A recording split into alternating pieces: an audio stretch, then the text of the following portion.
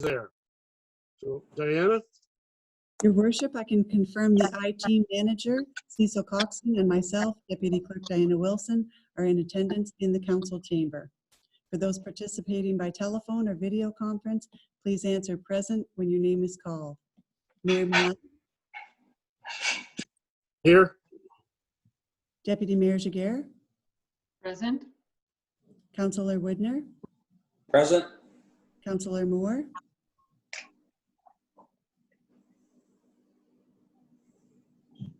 Councillor Moore,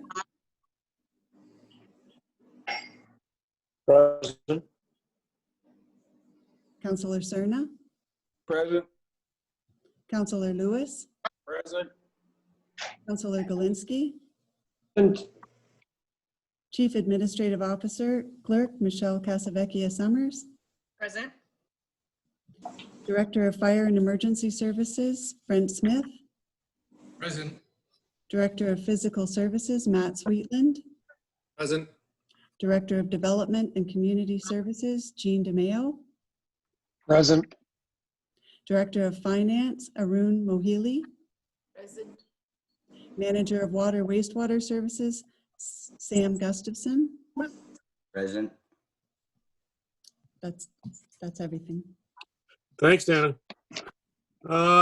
Disclosure of pecuniary interest in general nature thereof. I have a couple. Okay, Mark, go ahead. Item C, 1 and 2, and item D, 2, the balance and donor drains. Thank you. So noted. Now the minutes from May 21st. Was there any errors or omissions? Mayor Manel, I have a conflict as well. Oh, go ahead, Chuck. The donor drains into the Tate drain, and that runs from my property. Okay. So noted. And Diana, you'll need a signature from Chester on that one. Yes. Okay. Now for the minutes on May 21st. Was there any errors or omissions? Seeing none, mover and seconder for the minutes, please. I'll move. Moved by Cerna, seconder. Move, second. Second by Moore. All in favor? Councillor Woodner, Yes. Councillor Moore, Yes. Councillor Cerna, Yes. Councillor Lewis, Yes. Councillor Galinsky, Deputy Mayor Jaguar,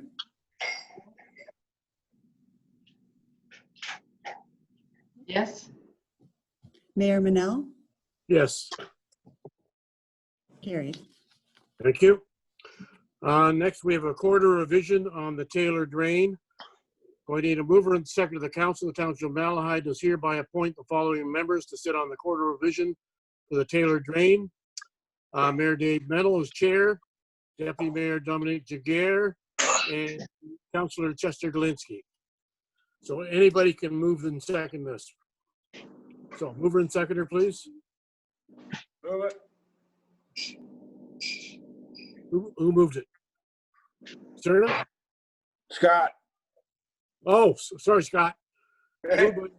Seconder. I'll second it. Second by Cerna. All in favor? Councillor Moore, Yes. Councillor Cerna, Yes.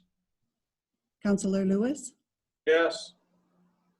Councillor Galinsky, Deputy Mayor Jaguar, Yes. Mayor Manel, Yes. carried. Thank you. Now we need a mover and seconder for those individuals who are on the committee. The court of revision for the Taylor Drain be called to order at 7:35, and Dave Mennel will be appointed chair. So, mover and seconder. I'll move it. Jaguar, I'll move. Moved by Galinsky, second by Jaguar. All in favor? Yes. Yes. Thank you. So who's doing this? Is Mike, are you doing this one? I am, Your Worship. Okay. John Michael. Oh, John Michael, you're there. Okay. Okay, can you give us a nature of the proposed drainage work? Sure. This is a drain, the Taylor Drain Branch D. It came out as a result of a request for severance by Mr. Thiessen. So he needs a legal outlet for his property in order to meet one of the conditions of his severance. So what we're proposing to do is put 97 meters of pipe in and essentially construct a branch to the existing Taylor Drain. Okay, thank you, John Michael. Diana, was there any written comments or objections received? Your worship, no comments were. Thank you. For the members of the committee, any comments or questions? Seeing none. Mover and seconder, the quarter revision members of the Taylor Drain Branch D do hereby accept the recommendations of the drainage engineer, John M. Spreet and Spreet's Associates, and further does hereby confirm the drainage assessment as outlined in the report of the drainage engineers dated April 1st, 2020. So mover and seconder, please. Jager, I'll move. Moved by Jager, seconder by Galinsky. All in favor?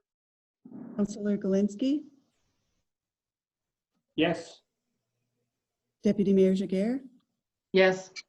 Mayor Manel, Yes. carried. And once again, for those committee members, the mover and seconder of the quarter revision relating to Taylor Drain Branch D be adjourned and council reconvene at 7:37. Jager, I'll move. Moved by Jager, second by Galinsky. All in favor? Councillor Galinsky, Yes. Deputy Mayor Jager, Yes. Mayor Manel, Yes. carried. Thank you. Now we're back. I have a question for Mayor Manel. Go ahead, Chess. The assessment, way back in May, we passed the bylaw for 26,300.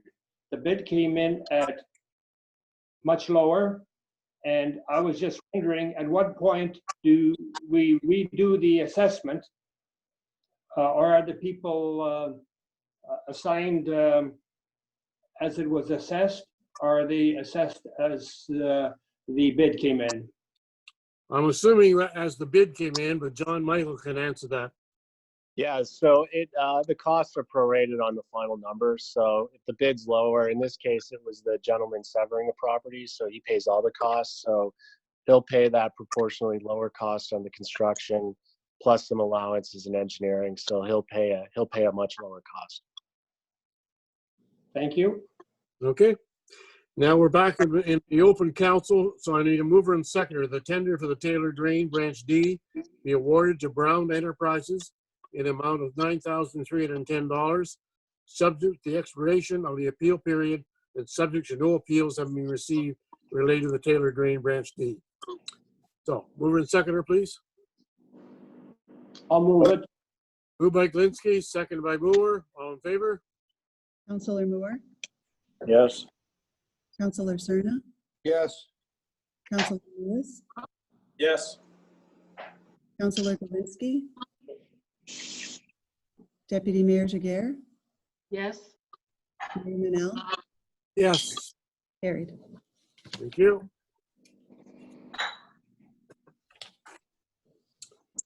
Next, we have a quarter revision for the Hansaboat extension. So, where are we here?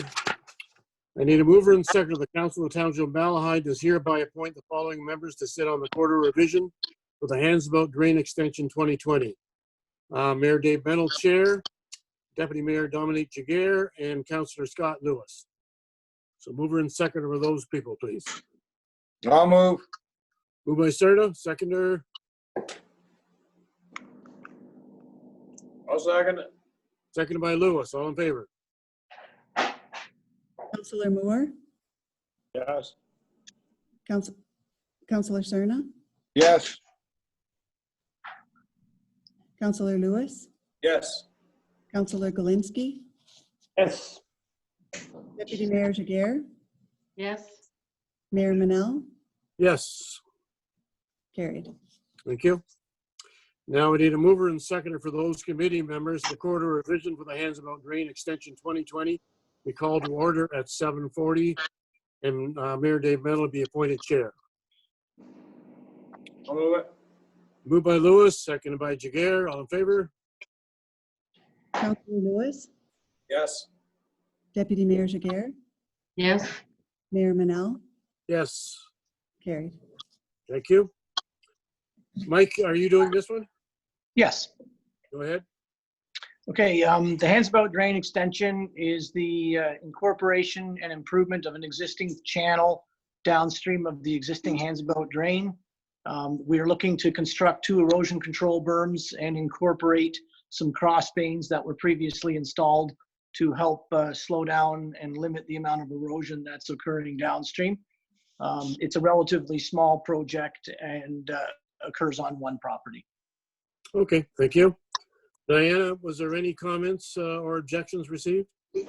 Yes, we received one submission from Jeremy Heatley asking for confirmation that the assessment applicable to his property is $30 for the project. Staff have responded to Mr. Heatley to confirm his assessment is $30 as stated in section C of the engineer's report.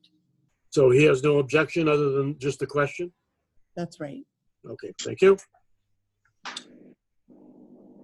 Any questions from the members of the committee?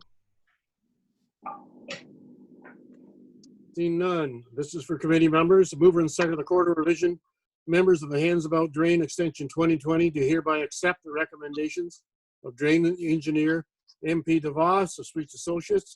And further does hereby confirm the drainage assessment as outlined by the Drainage Engineer dated January 29th, 2020. Jagger, I'll move. Moved by Jagger, second by Lewis. All in favor? Counselor Lewis, Yes. Deputy Mayor Jagger, Yes. Mayor Manel, Yes. carried. Thank you. And for the committee members again, the quarter revision related to the Handsabout Drain Extension 2020 be adjourned and the council reconvene at 7:43. Jagger, I'll move. Moved by Jagger, second by Lewis. All in favor?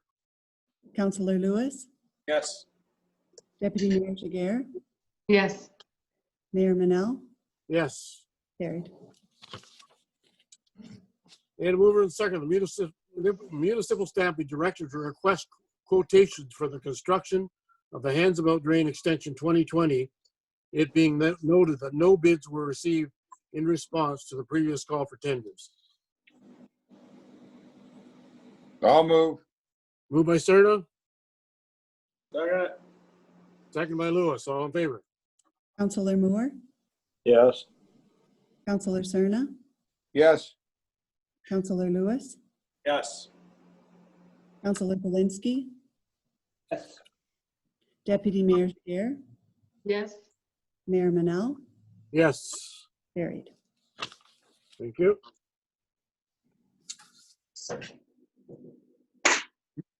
Matt, are you doing the next one on the sewer collection?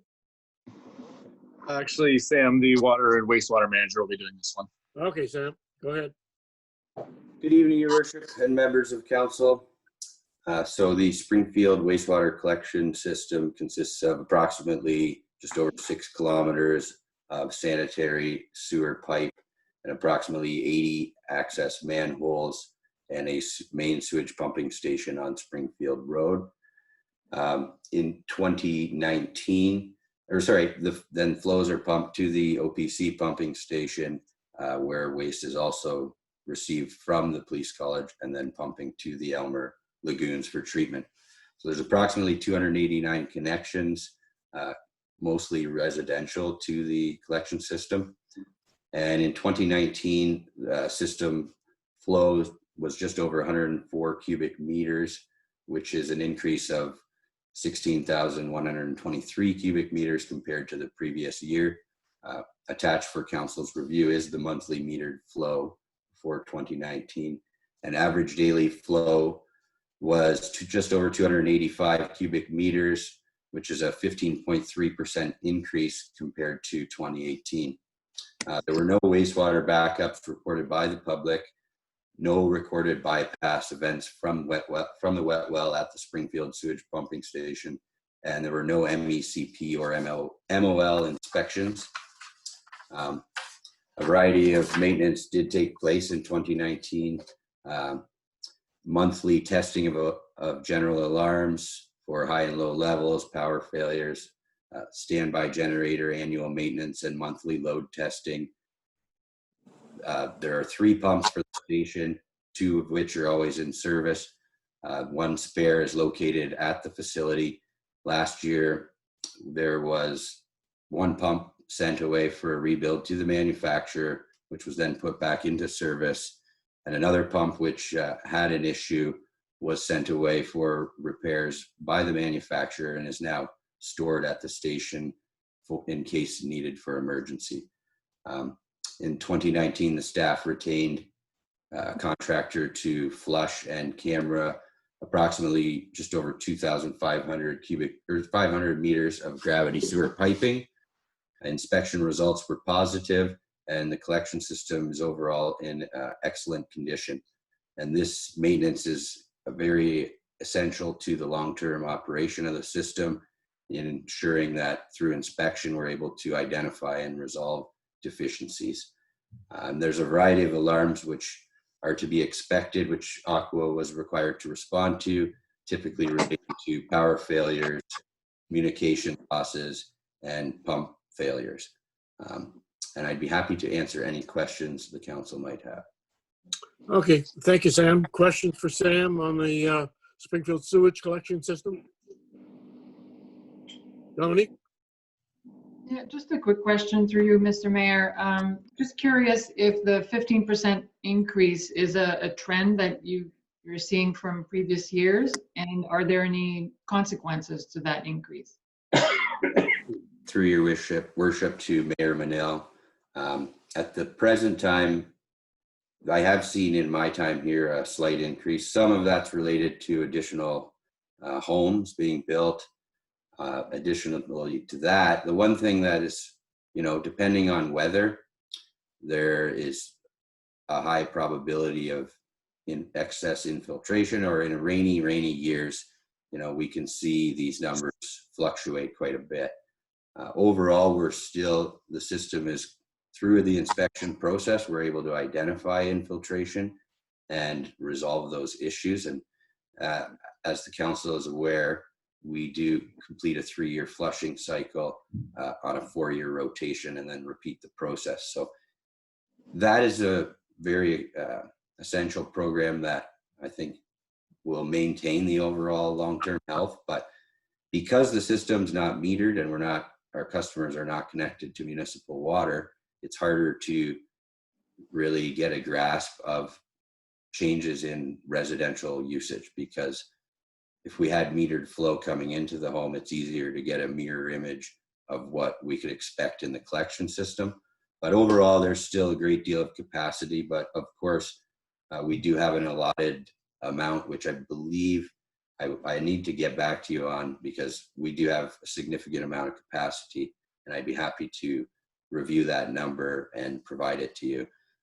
But at the current time, there's still a great deal of capacity and room for future growth. Thank you. Any other questions for Sam? Seeing none, mover and seconder, report number PS 20-12, entitled Springfield Sewer Collection System 2019, performance report be received. I'll move it. Moved by Glinski, second by Moore. All in favor?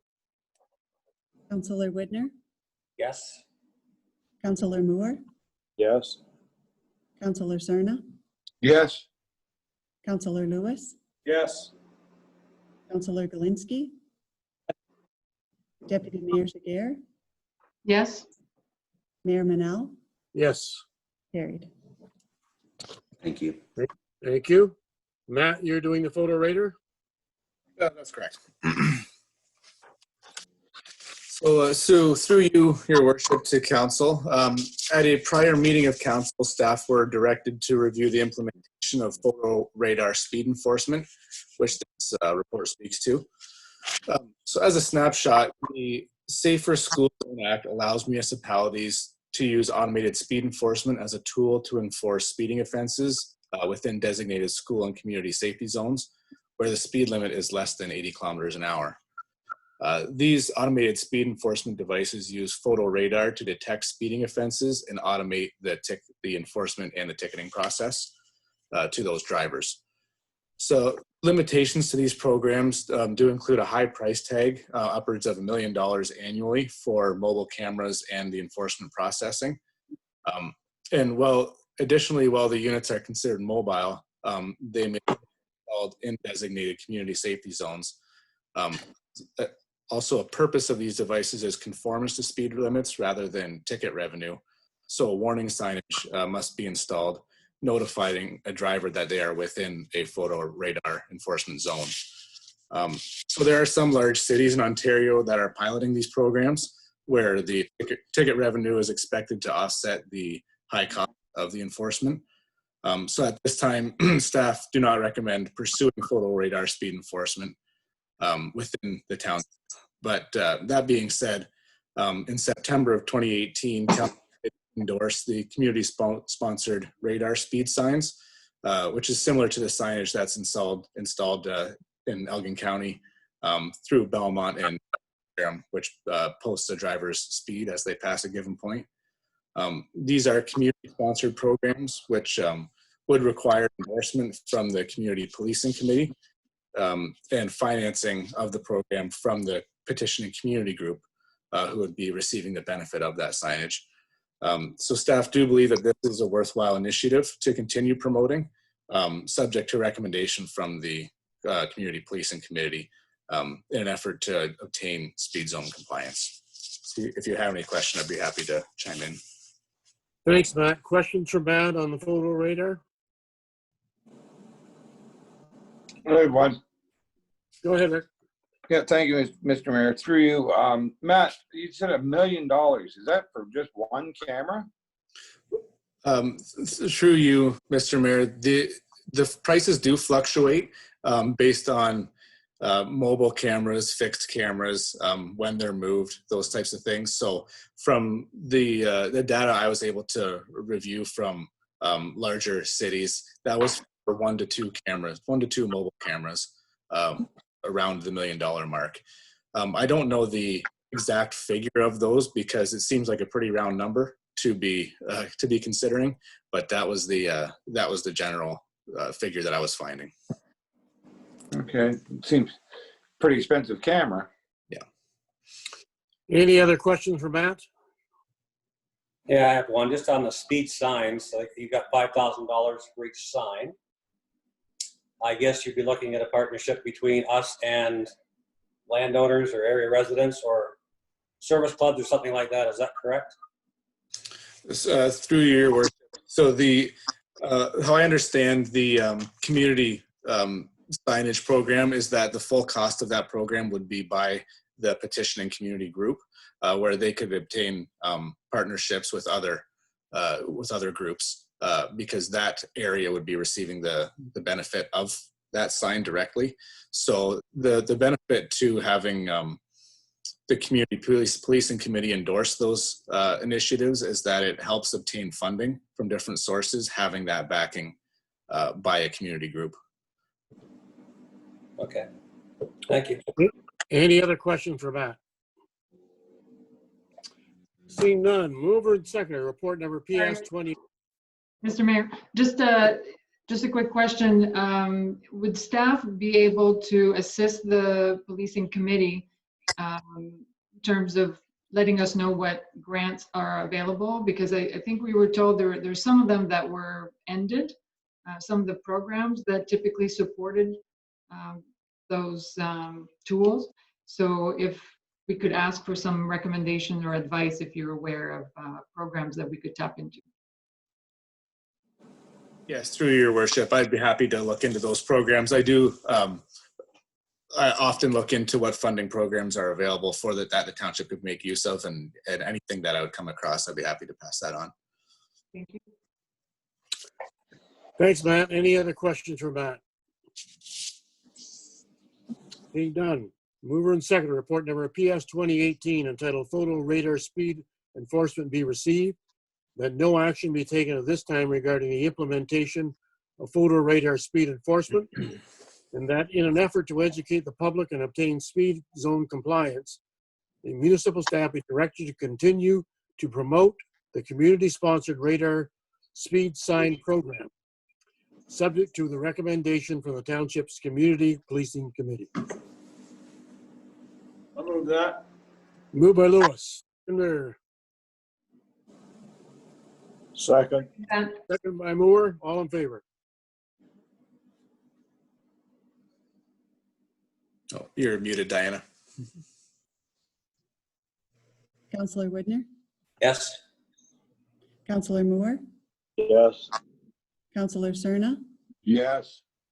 Counselor Lewis, Yes. Counselor Galinsky, Yes. Deputy Mayor Jaguar, Yes. Mayor Manel, Yes. carried. Thank you. Matt, you're doing the community safety zones? Yes, that's right.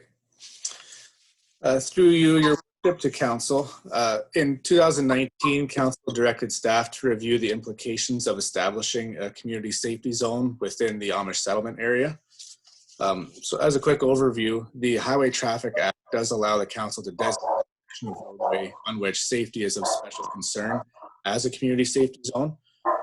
In these designated areas, traffic laws remain the same. However, speeding fines typically double.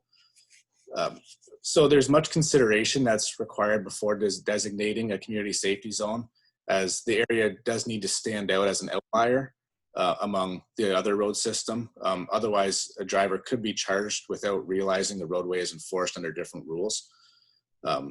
So accordingly, the community safety zone relies heavily on education, signage, and enforcement, and consistent documented criteria is needed to consider an area, which includes collision and injury history, the volume of pedestrian traffic, proximity to schools or vulnerable areas, and persistent community traffic concerns and letters of support. So as council has recently directed the installation of additional signage and grass cutting in the Amish settlement area, it's staff's recommendation to monitor these new initiatives and continue the communications with the safety committee while collecting this relevant data. If these new initiatives cease to provide an increased traffic conformance and the data collection suggests that alternative measures are needed, it's our opinion that a community safety zone could be considered at that time. So any further questions, I'd be happy to advise. Thank you. Any questions for Matt on this one? Yeah, I have one. Go ahead, Mark. Matt, I guess you're saying that we're going to wait to do this community safety zone? Through you, your worship, yes, that's there's because of the volume of data that's needed, consider applying this designation to a zone. It's staff's preference that we take each step one at a time, rather than instituting a number of recommendations in the Amish settlement area. So we can just maintain those the coordination with the safety committee and see how each method is implemented and how it's received in that community. So it's not to say that we wouldn't want to designate it as a community safety zone, but not at this time yet. There's more data that would need to be collected and more coordination with safety committee. Okay, well, something I want to say, with Maple and Lime, we did reduce it from 80 down to 60. We did get some new data about the speed limits on it now. And I mean, they're not perfect. They're not perfect compliance by any means. We need better enforcement, but it did drop it from the 110 to 120s down to 80 and under, which the people in the community, from what I've heard from so far, are happy with what happened there. Now, last few days, Rick and I have been doing some work on this. And for one thing, there's let's say you're going 4 kilometers with your car. The difference between going 80 kilometers and 60 kilometers an hour is only a minute. Okay.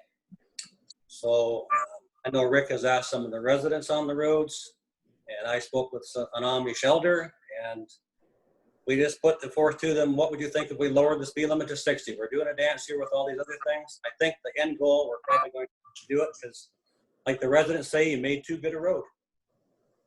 So I would propose we do that, but I have a resolution prepared, but I'd like to see what the rest of council has to say if we could. Thank you.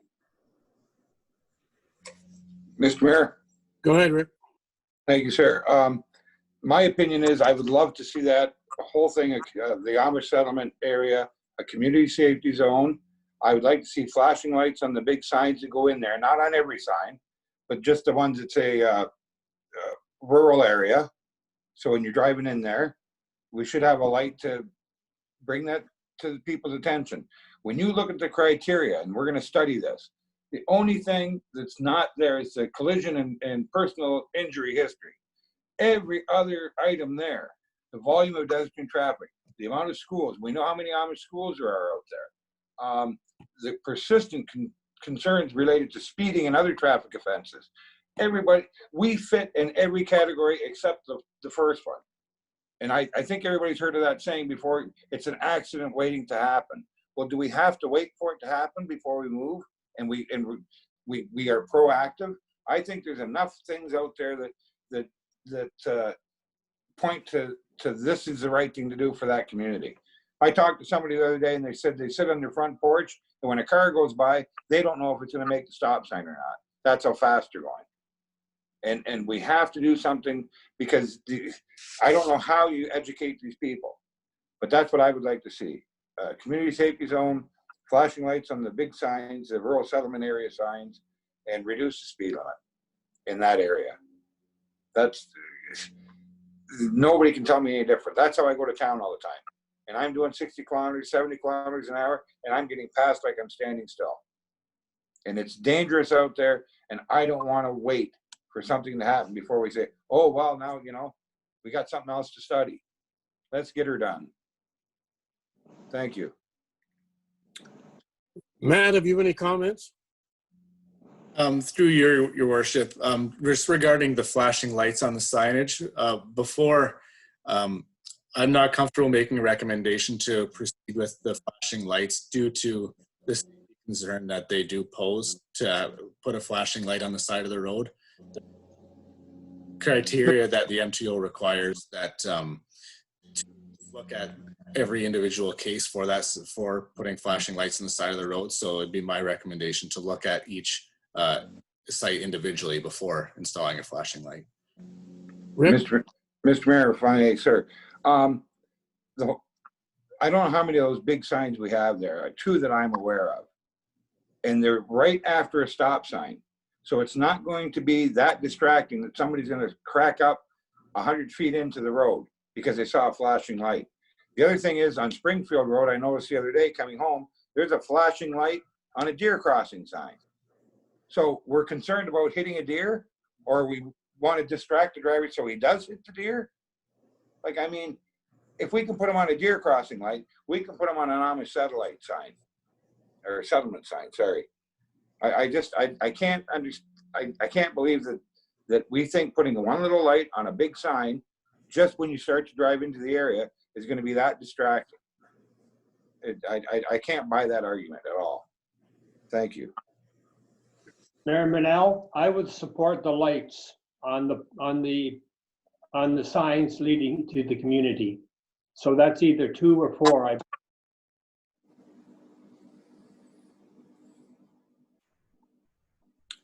Any other? Go ahead, Mark. Yeah, we do have a flashing light on the sign of 73. A lot of people have said it does draw your attention to it. It isn't very big at all. I guess the argument that maybe Matt has that the light will distract the driver and then he will maybe hit somebody. But I mean, school crossing signs, deer signs are all perfect examples. They're just a little, I don't want a big flashy light. We just want the small ones like on the deer crossing signs. So I don't see it. And they do put them on stop signs too. So I guess the argument, if you saw the stop sign, you'd blow through it. So we just want people to be aware of the new changes, and they don't have to be very big, but that's just my opinion. Anyway, thank you. Tony? Mr. Mayor, I support that wholeheartedly for putting a flashing light on large signs. How many are we talking about? 2 or 4 maximum? Probably 4, isn't there? What's the approximate cost of each one of those? Not an elaborate, great big outfit. And are they solar powered, or how do we power them? Matt, have you got a? Through your worship, I don't recall off the top of my head the cost of each sign, but it is or each flashing light, it is a nominal cost. but they are solar powered. And just to clarify, it's not staff's intent that this is a bad idea altogether, but it's my recommendation to look at each site from on a site-specific basis, just to ensure the safety, ensure the sign placement, ensure the light brightness. There's a number of considerations that have to be made before putting a light up, and that's what staff's recommendation is. Dominique, you had a question? Yes, thank you. Thank you, Mr. Mayor. And just by the way, just a general comment that, and I know I've said this before, but I wish we were not doing all of these communities and adjustments to speed zones, piecemeal. So I'm still hoping that at some point, and perhaps through the official plan, official planning, which will resume soon, we'll come up with a more global vision and strategy to redirect traffic and protect certain communities. So that is still my wish. But that aside, I wanted to clarify a comment from Councillor Widner. When you're recommending the 60 zone, so that would be now, but we would consider then the 60 zone becoming a community safety zone at a later date based on additional data. Is that what you're recommending? Well, I guess I'd like to see the community safety zone, but if we put it down to 60, I don't know how much difference the community safety zone will make other than increased fines. So I guess at this point, though, could we go ahead and do the community safety zone with the criteria we have? Or are we straddled by rules right now? Maybe Matt can answer that. Through you, Your Worship, a community safety zone can be designated on a specific road segment by council, by bylaw. That can be done at this time, but So through you, Mr. Mayor, then I know my preference would be to go ahead with the 60 zone, to wait for the community safety zone, and to go ahead with the smaller lights just at the entrances, just to notify, because it may not, unlike other parts or where it's there's more density, where it's more obvious that you're entering a settlement area or a village. This one perhaps is less obvious, and therefore I think the lights are warranted. Mr. Mayor. Max, just a minute, Max. Did you have a question or comment? I've been answered, Mr. Mayor. Thank you. Okay, Rick? Yeah, thank you, Your Worship. I still would like to see it a community safety zone. I think once you make that designation, it brings the awareness out that this is the area that we're concerned with. We want people to slow down. We're going to change the speed limits. You do everything at once rather than put it in a piecemeal effect. And if the fines get doubled, as long as we can get the police out there to enforce it, I think we should go all in, everything. I don't like the idea of leaving out this, that, or the next thing. I think it should be done and done all at once. Thank you. Okay, any other questions or comments on the community safety zone? Obviously, there's a desire by council to change something in that Amish community, and I agree with the signs and the lights. So, did you have a motion there, Mark? Yeah, I just had a comment too. We've been on the committee. We've asked the Amish before. They didn't want us to change it, but you know what? With the talk I had today, if it was changed, there would be no objection. They just don't want to interfere with our lifestyle. But you know what? It's more than them out there. There was bicycles out there today. There's been farm machinery accidents out there lately, and lots of people on the roads. And you know, it's summertime. They're going to get busier. So I just think it's time. We've been doing this dance for a couple of years, and maybe it's a good thing to do. We've done it on Mapleton. There was a positive outcome. So I think that's good. I do have a resolution. Now, I don't know, are we going with the community safety zone or not? I guess I'm a bit. I think we should. My resolution that the area of the tentative community safety zone in the Amish community, we install flashing lights at the major limit signs at the corners or at the boundaries, and that the area in the proposed community safety zone have the speed limits reduced to 60 kilometers an hour. And if we want to tweak that, that's fine. Matt, do you have any issues with the resolution? Through you, your worship, my one concern is still with the flashing lights about just being the specifics of that. Understanding that putting flashing lights on all the entrance signs, staff would like a chance to review the different options for those, what product is being used, being placed on the signs, those types of things. I have a Would question. it be, Mark, Signs would it be all right with you that we leave this until our next meeting and for Matt to come with a report on the locations? Well, we could go ahead with the speed limit change in the interim, I guess.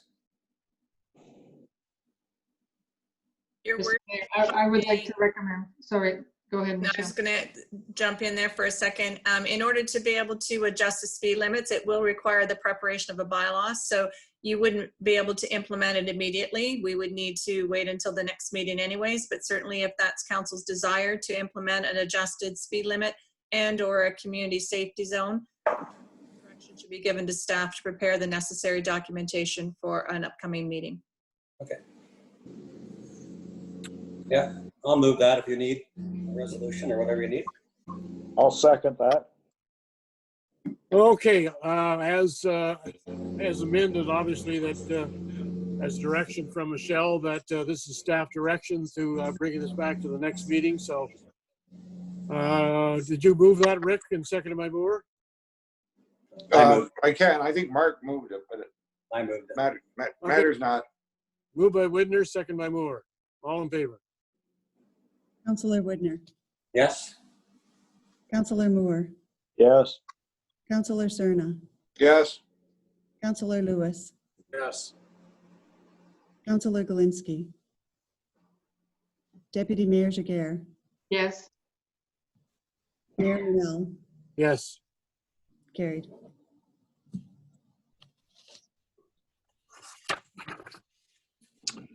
Okay, Valence petition. Matt?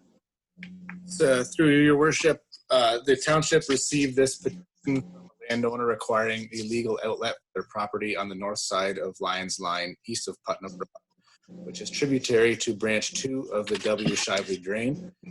Staff are recommending that John Spreet of Spreet Associates be appointed by council to prepare the engineer's report as required under the Drainage Act. Thank you. Any questions for Matt on this one?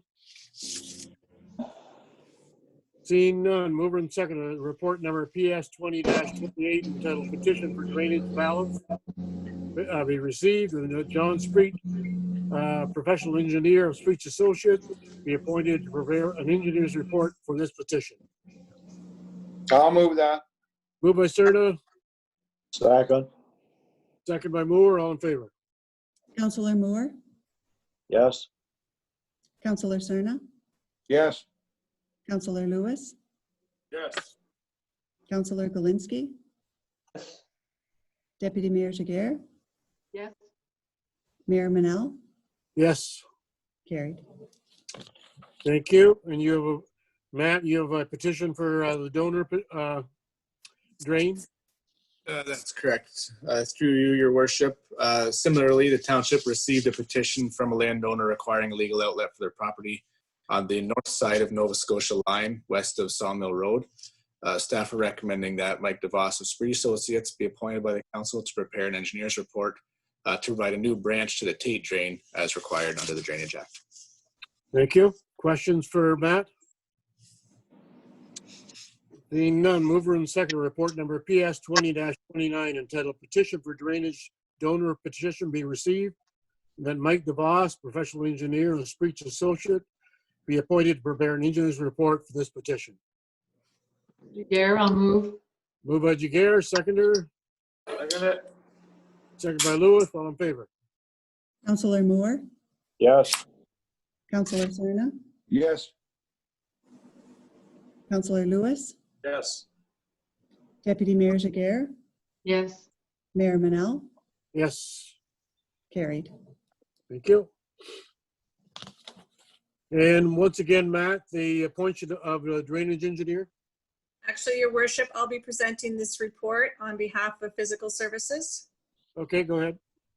So the last report under physical services is with respect to the change of an appointment for a drainage engineer. As council is aware, prior to Matt Sweetland joining the township, he was employed with Cyril J. DeMeyer Limited and was appointed to prepare engineer reports for several municipal drains.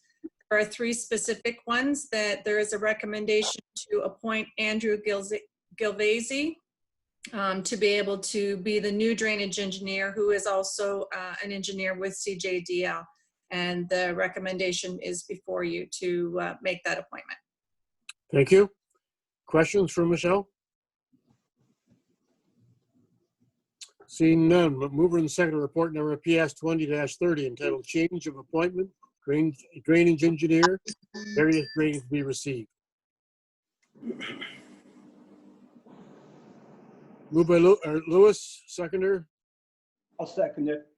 second by Galinsky. All in favor? Counselor Widner, Yes.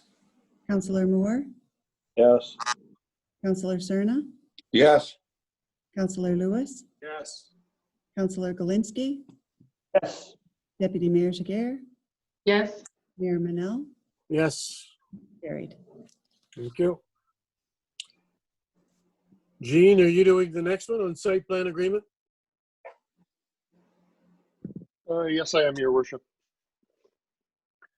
Good Go ahead. evening, Your Worship, Council. So I have, there are 3 reports for Council's consideration this evening, all of them relating to site plan agreements. The first one being Report DCS 2016, which is relating to a site plan agreement with the County of Elgin for the expansion and rehabilitation of Terrace Lodge. This is our standard agreement with respect to this type of development. So staff have worked through with the county engineer and the architectural firm that has been retained to design and go forward with that project. We are very comfortable with the overall design and would recommend that council support the agreement to finalize this and allow them to move forward. If there's any questions. Thanks, Jean. Questions for Jean on Terrace Lodge? Just Seeing none. one. Go ahead. When's all this supposed to start? Well, initially it was going to be June the 20th. There's been a slight hiccup because the sub-trades, before they could put a bid in, they wanted to view the property. And so because of the COVID-19, obviously you can't have all the sub-trades going into Terrace Lodge. So they're looking now at doing a virtual tour of Terrace Lodge, and hopefully that the sub-trades will be in agreement with that. But we're still looking at this summer. Let's put it that way. Okay. Any other questions? All right, mover and second report number DCS 20-16 entitled Site Plan Agreement, County of Elgin be received. That the CEO, clerk, and mayor be authorized to enter in a site plan agreement with the County of Elgin for the lands located at Part Lot 86 and 87, the Township of Malahide, municipally known as 475 Talbot Street East, Terrace Lodge, subject to all of the conditions set out in this report having been satisfied. Mover and seconder, please. move it. Moved by Lewis, seconder, Second. by Jager, all in favor. Counselor Widner, Yes. Counselor Moore, yes, Counselor Cerna, Yes. Counselor Lewis, Yes. Counselor Galinsky, Deputy Mayor Jager, yes, Mayor Manel, Yes, carried. thank you. The next site plan agreement. Jean? Yeah, the next site plan agreement, Your Worship, through you, is with respect to the site plan agreement for 184159 Ontario Inc., care of John Gunther. So that is the Gunther Trucking development on Imperial Road north of Elmer. Again, this is our standard agreement. Staff have reviewed and have no issues with this and would recommend that council approve it. This is a little bit late in the process. Normally we would have probably passed this a few months ago, but just due to COVID and some other complications, it's been a rather interesting spring. So we are a little bit behind on this. So this is, at this point, is really just a kind of a housekeeping matter.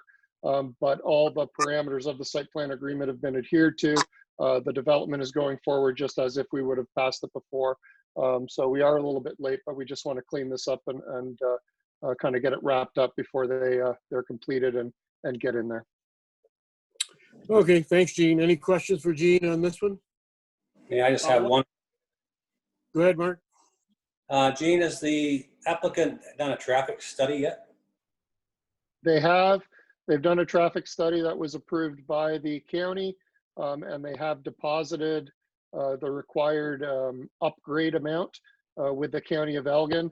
That one, Highway 73 is reworked. I believe there will be a turning lane that will be added at that point. That is at the cost of the applicant, which is an agreement with the county that met their criteria. So in order for us to get to this point and issue the permit, that was one of the conditions that was that needed to be completed, and it was. Okay, because there was a traffic study done probably less than a kilometer, and that would probably be, you know, workable for this property, but with the Clovermead property. But I'm still not quite satisfied with the result we got there, and hopefully that gets changed. But okay, I was just curious about that. Yeah. Well, at this point, it's just a deposit. If anything changes in the future, then I guess that's up to the applicant to deal with the county on that. But as of this point, it meets the requirements in order to move forward with the site plan agreement.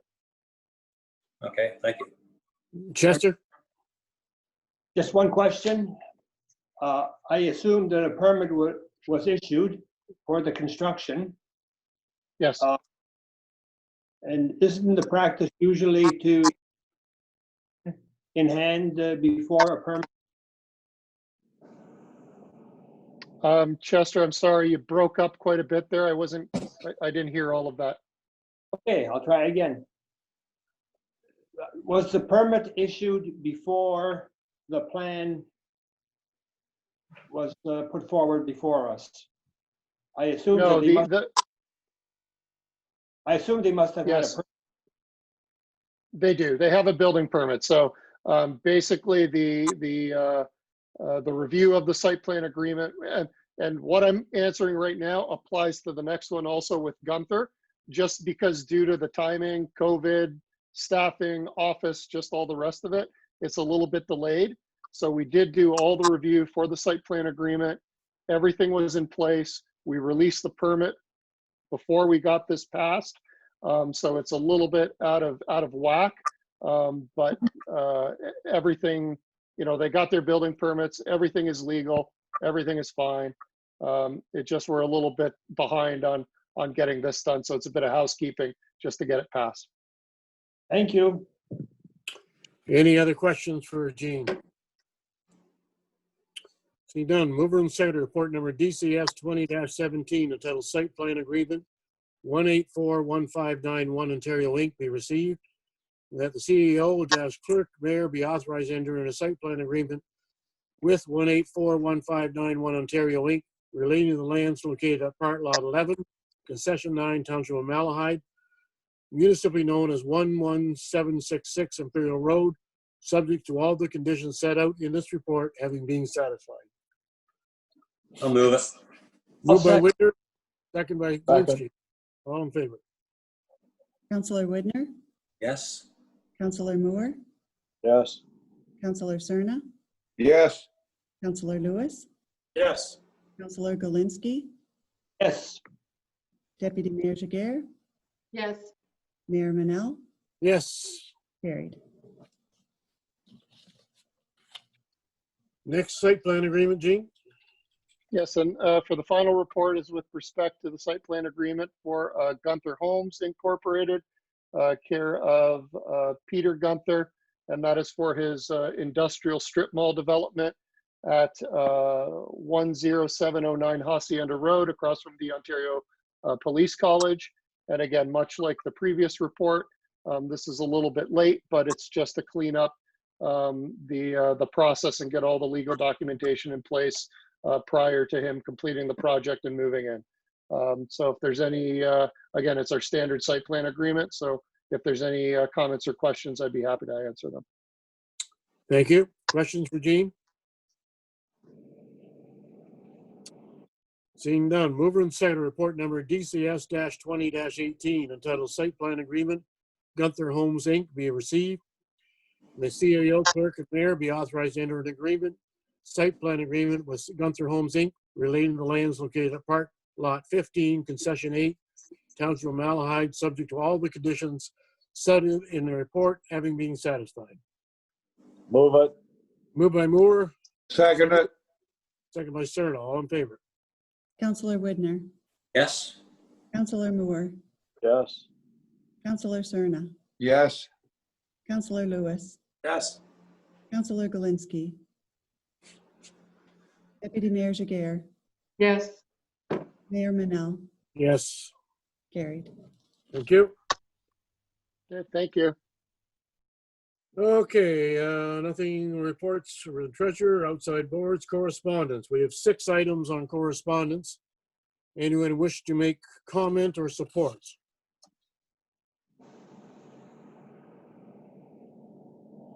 No burning issues, then can I have a motion to receive and file 1 through 6, please? Sorry, Mr. Mayor, I was just taking me a second to find it. I just wanted to express support for number 3, requesting support for high-speed internet. Certainly, I think we have before, but it's not going to hurt to do it again. Good, thank you. So support for number 3 and receive and file the balance. I'll move. Moved by Jaguar, seconder. I'll second it. Second by Serna. All in favor? Counselor Widner, Yes. Counselor Moore, Yes. Counselor Serna, Yes. Counselor Lewis, Yes. Counselor Galinsky, Yes. Deputy Mayor Jaguar, Yes. Mayor Manel, Yes. carried.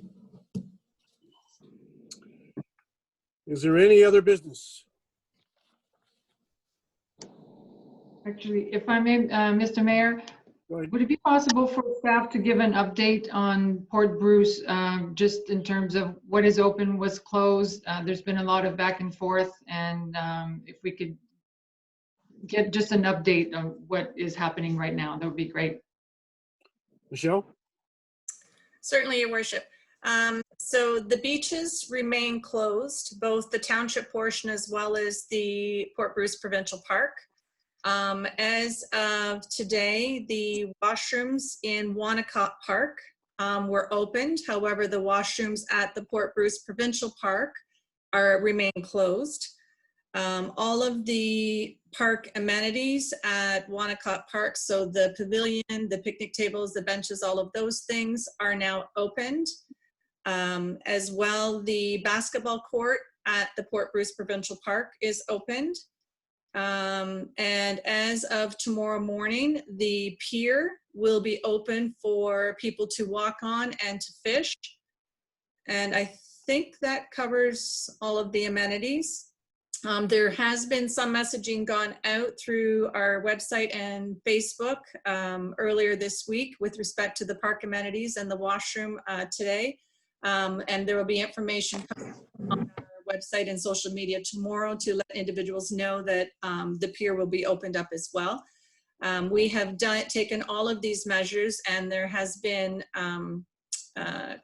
coordinated effort with respect to the reopening of these amenities in conjunction with all of our local partners and on the advice of the Southwestern Public Health.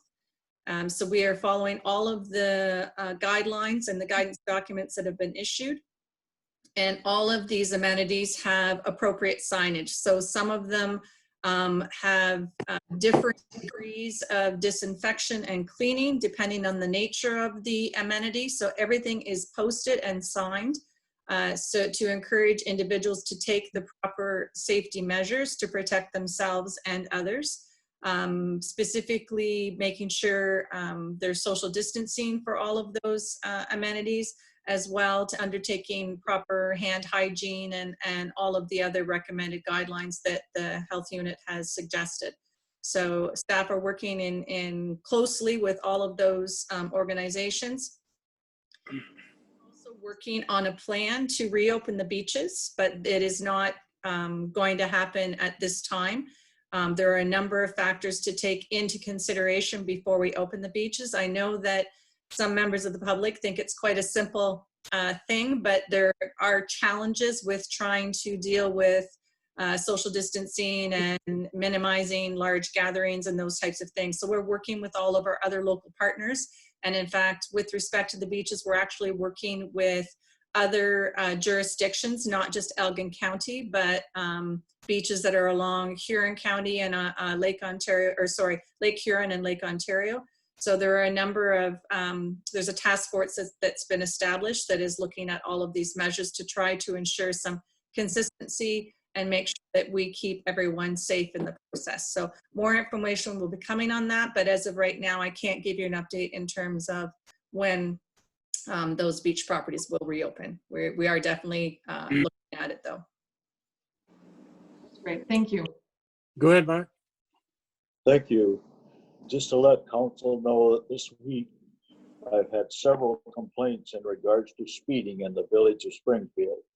Springfield Road through the village, Rod McNeil Line through the village, Broadway Street through the village. And I might add that some of those concerns were not very polite concerns. Just wanted council to realize that and possibly we could pass on some information to the OPP through council or through the township. And also to add to that, today the OPP mobile radar that was in the village. So we got to give them credit for that. And another concern that I've had this past week, and I think Michelle got some on it too, is in regards to the grass in the parks, the grass cutting in the parks and the long grass being cut and left behind and trying to be cleaned up. So I just wanted council to know that those have been my concerns, and this is day 4. Hopefully day 5 will be a quieter day in regards to concerns. Thank you. Your worship, through you, staff will definitely ensure that the concerns with respect to the speeding vehicles through the village are relayed to the OPP, and we are optimistic that enforcement activity will be undertaken in accordance with that.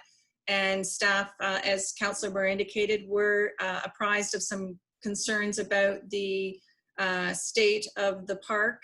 We have responded to the complainant and indicated some suggestions, and we are following up on that one as well. It's a difficult time this time of year, and particularly because we've had so much rain. Our current contract only requires the grass to be cut at all of our facilities once a week, and sometimes by day 4 or 5 it becomes very long, and then by the time that week is up, the grass is longer than some people would prefer. And the challenge is right now the contractor is only contracted to do it once a week.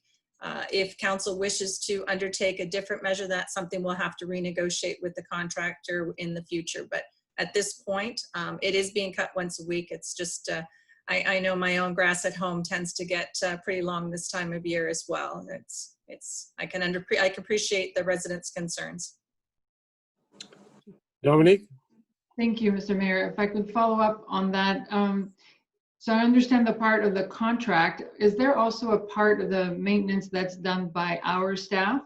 Could you help me differentiate what the contractor does and what our staff does in terms of that, the park maintenance and the lawn maintenance? I'll maybe defer to Gene DeMeo if I can. He is the one that administers that contract. Yeah, through your worship to Deputy Mayor Giguère. So the contractor is responsible for the grass cutting, the trimming. Basically, it's just the grass. The gardens themselves and any of that other upkeep, that falls within that's our own staff. That's what we do. The particular park in question that kind of has brought on this conversation. There's quite a bit of community involvement with that particular park, where the Lioness Club has a long history and quite a bit of activity there. So it probably is a little bit more of an enhanced service than what we would get in some of the other parks, just because of their involvement. But so we take care of gardens, flowers, those type of things. The contractor takes care of just grass. That's all that they do. So if that's what you were wondering. Yeah, so if there's follow-up after mowing, so if there's raking and cleaning up or sweeping that needs to be done, that would be up to our staff, is that correct? Yeah, it's basically just shredded and mulched. We don't normally pick up. I know in this case that occurred because the private individual who was helping us out had swept. So we picked up grass, but normally the contract itself, it just mulches and put it back in. We don't have the equipment, nor are we really staffed to go, like we don't rake, we don't pick up grass clippings. Same with the sidewalks and whatnot. They'll blow them off and clean them as best as they can and move forward from there. At this point, I think it was in the springtime, because it's the nature of the grass is very heavy with moisture. It's wet. It's also the wet season. It tends to stick. It's a little bit harder to keep clean. Once things dry up, then it's a little easier. Just you blow it off and you're kind of done. So I know maintenance is a little bit more difficult at this time of the year. But again, that's the service level that councils in the past have set, and we've kind of maintained that moving forward. So perhaps that's something we could look into, because I mean, it's the same every spring, and we're running into the same issues every spring. So I think we can anticipate and working with the community, hopefully find a solution that would mix contribution from the communities and the contractors and our own staff. And we know that, like I said, it's a short period that we can anticipate every year. It's a very meaningful part for the township, and very worthwhile to invest in. So I'd like to follow up on that. Yeah, and that's not an issue. I guess in the past also, it was a bit of a different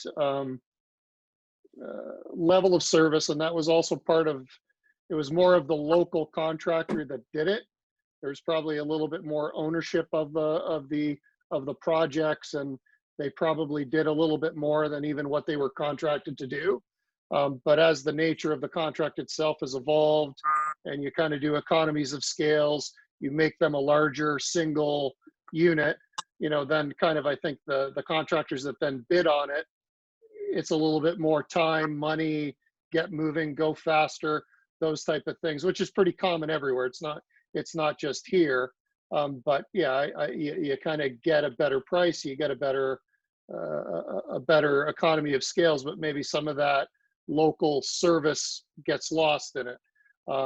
So if council does want us to kind of go back to that, then that's not a problem at all. We would just, and this is the final year of this agreement.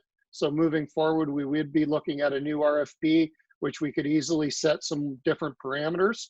Obviously it comes down to cost. You're gonna ask for more. You gotta expect you're gonna pay a little bit more. But if that's something that's worthwhile and council is interested in doing, you'll be able to find a contractor that will do that for you.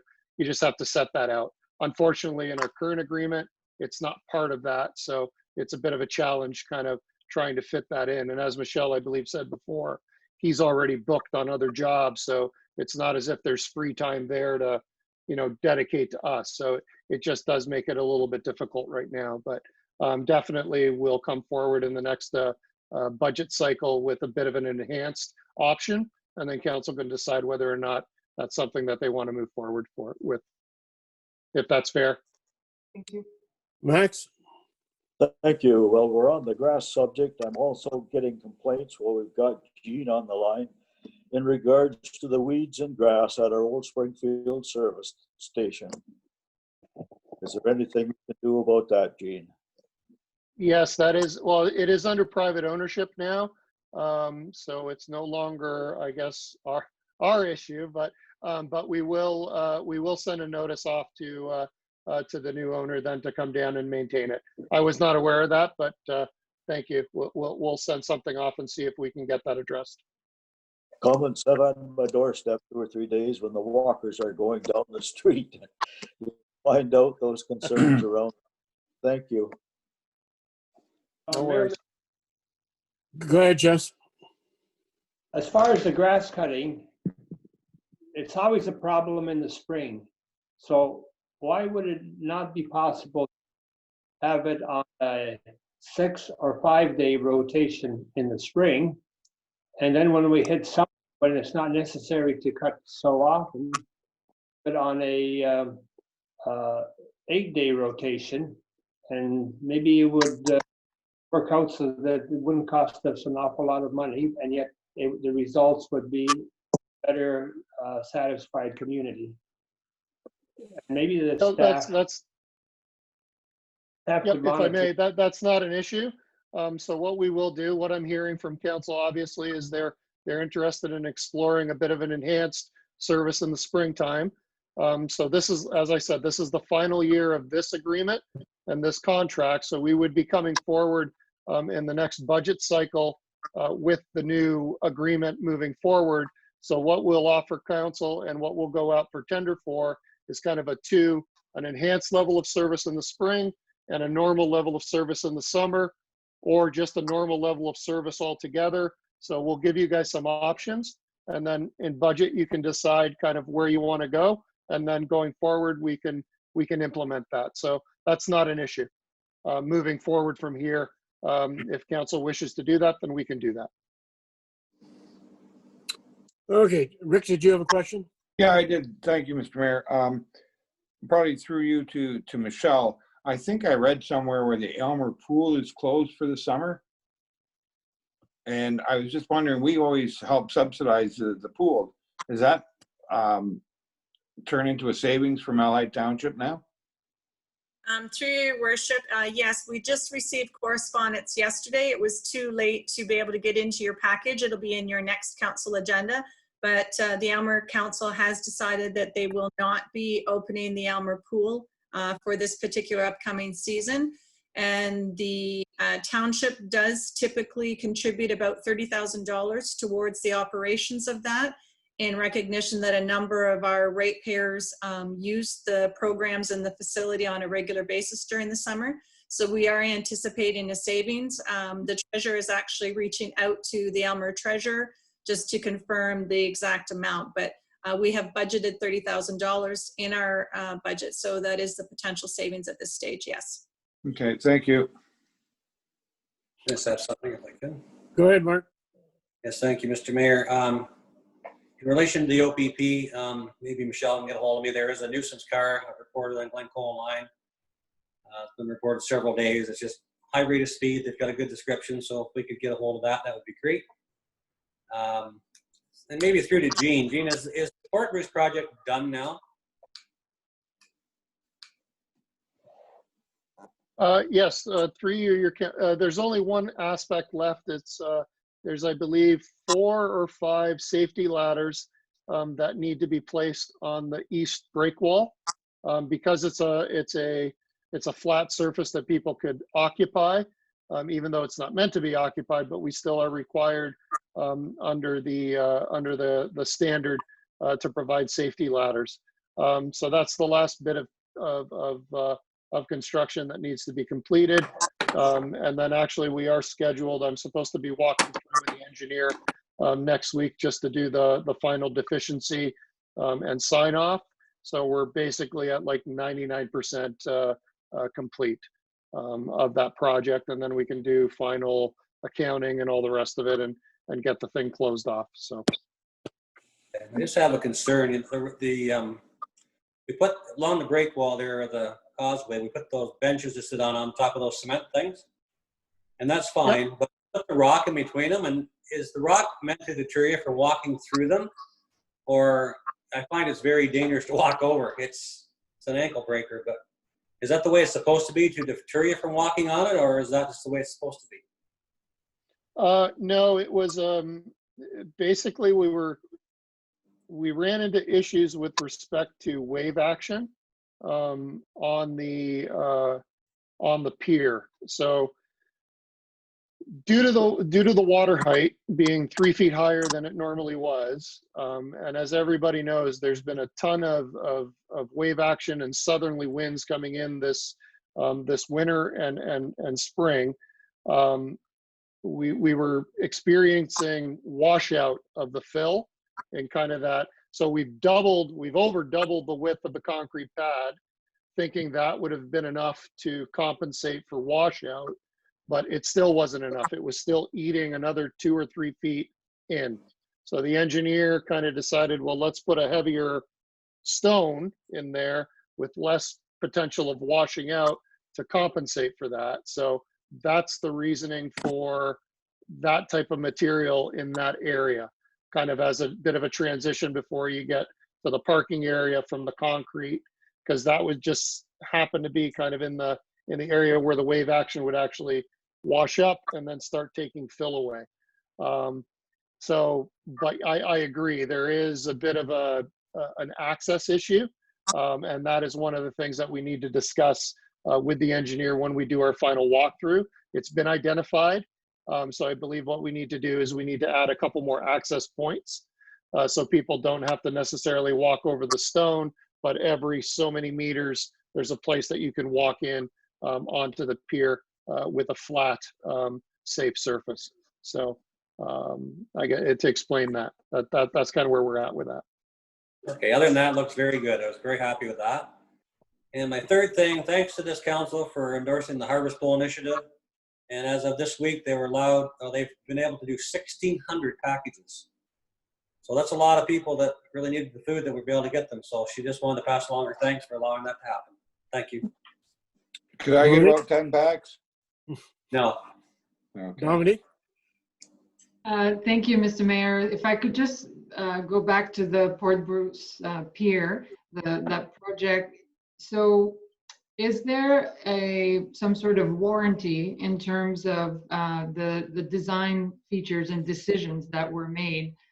If we find out, for example, that this material, which was not the initial plan, but was adjusted, and if it does get washed out, because there are some areas where along the wall, not along the pier, but along the wall, it's already getting washed out.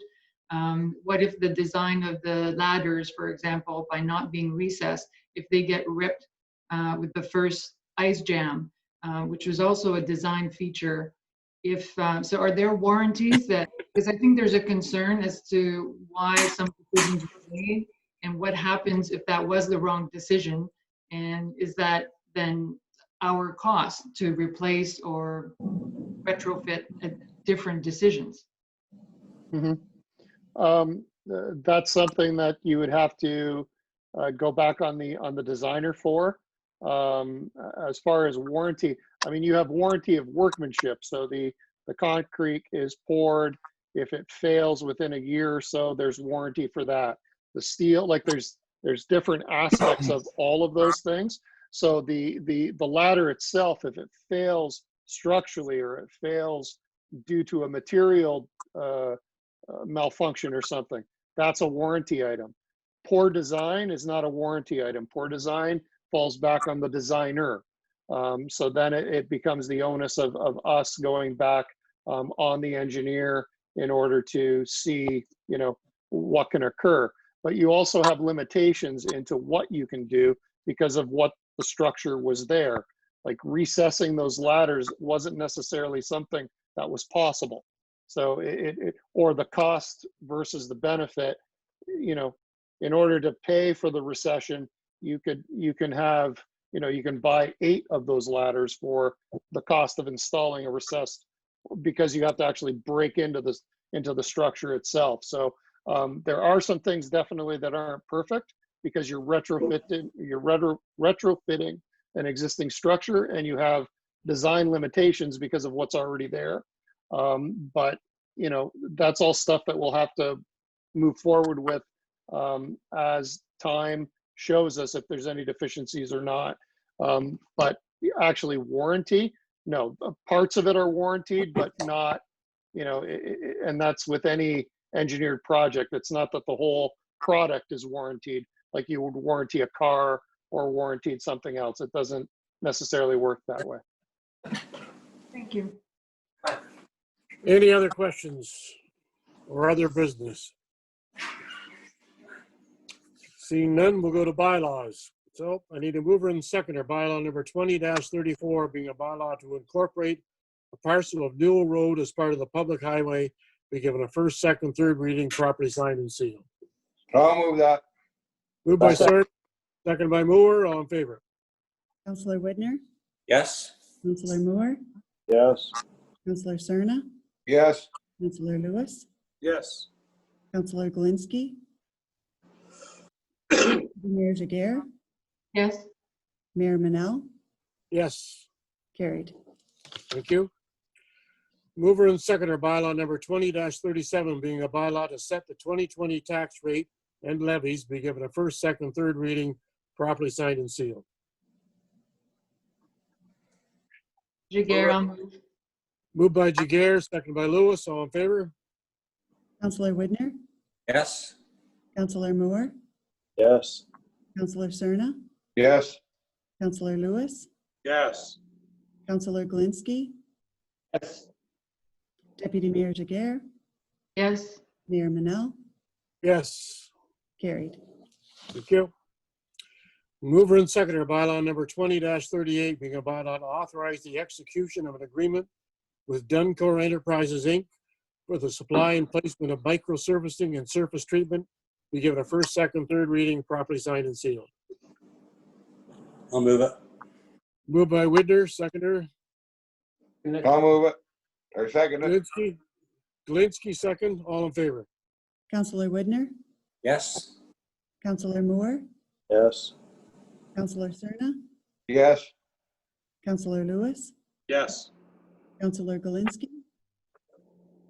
Deputy Mayor Jiguer, Yes. Mayor Manel, Yes.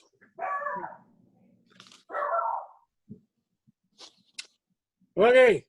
Mover and seconder. Bylaw number 20-36 being a bylaw to authorize the execution of a site plan agreement with the County of Elgin, Terrace Lodge, be given a first, second, third reading, properly signed and sealed. Jiguer, I'll move. Moved by Jiguer, seconder. Second. Second by Widner. All in favor? Councillor Widner, Yes. Councillor Moore, Yes. Councillor Cerna, Yes. Councillor Lewis, Yes. Councillor Galinsky, Deputy Mayor Jiguer, Yes. Mayor Manel, Yes. carried. Thank you. And a mover and seconder. Bylaw number 20-39 being a bylaw to authorize the execution of a site plan agreement with 1841591 Ontario, Inc., Gunther Trucking, be given a first, second, third reading, properly signed and sealed. Moving I'll seconder. move it. Moved by Cerna. Seconder. Second by Lewis. All in favor? Councillor Widner, Yes. Councillor Moore, Yes. Councillor Cerna, Yes. Councillor Lewis, Yes. Councillor Galinsky, Yes. Deputy Mayor Jiguer, Yes. Mayor Manel, Yes. carried. Thank you. Mover and seconder. Bylaw number 20-40 being a bylaw to authorize the execution of a site plan agreement with Gunther Homes, Inc., be given a first, second, third reading, properly signed and sealed. Moved by Galinsky, seconder. Second. Second by Moore. All in favor? Councillor Widner, Yes. Councillor Moore, Yes. Councillor Cerna, Yes. Councillor Lewis, Yes. Councillor Galinsky, Yes. Deputy Mayor Jiguer, Yes. Mayor Manel, Yes. carried. Thank you.